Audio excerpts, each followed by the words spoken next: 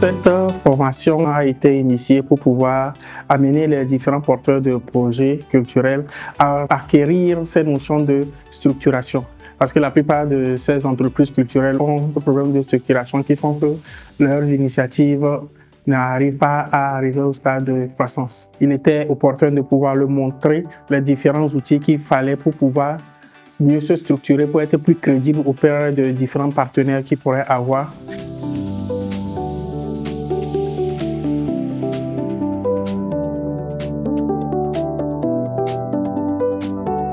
L'atelier de ce jour a permis d'échanger avec les différents participants sur plusieurs points, notamment la finançabilité de leurs projets, l'ingénierie de financement et de partenariat culturel. En tant qu'entrepreneur, quelles sont les attitudes qui vont les amener à réussir leur projet? Aussi, comment développer en eux les attitudes des leaders?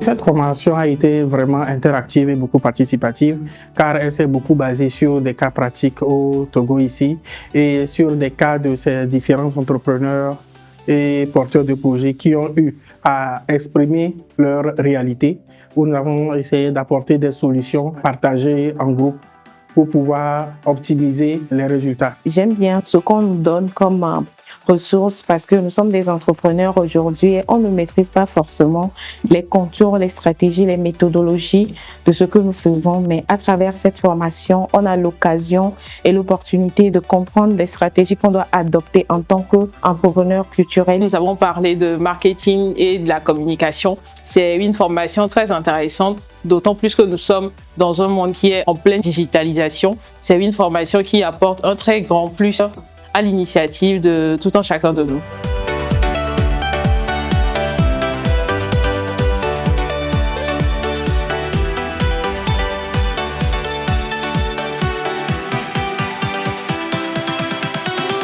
Au cours de ces échanges, nous avons pu outiller les participants sur plusieurs points qui leur permettent de briser les mythes qui entourent le mystère du financement, qui empêchent les porteurs de projets en général et ceux du secteur culturel et créatif de bénéficier pleinement des différents financements qui sont disponibles. On nous a parlé de comment il faut approcher les bailleurs, comment être structuré, comment avoir des partenaires, comment présenter son entreprise. J'ai appris les piliers de la financiabilité, les méthodologies. Il faut commencer par la clarté, le modèle business, les preuves qu'il faut avoir. En tant qu'entrepreneur, on prend les risques mais intelligemment. J'ai retenu de ce module qu'on peut avoir peut-être un très beau projet, mais si on ne connaît pas notre cible, le résultat ne sera pas là.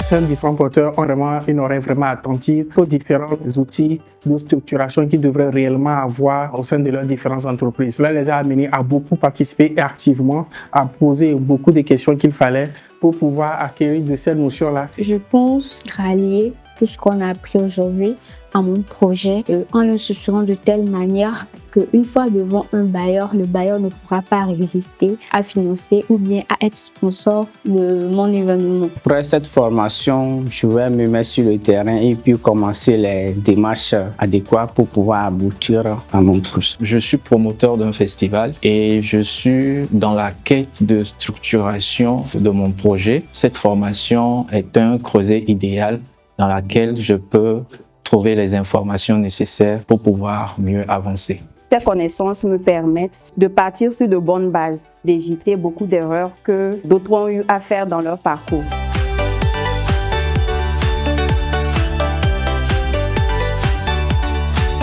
Mes sincères remerciements à Togo Créatif et à ICAM pour la mise en place de cette initiative qui apporte un gros plus à la structuration de nos différents projets dans le domaine créatif togolais.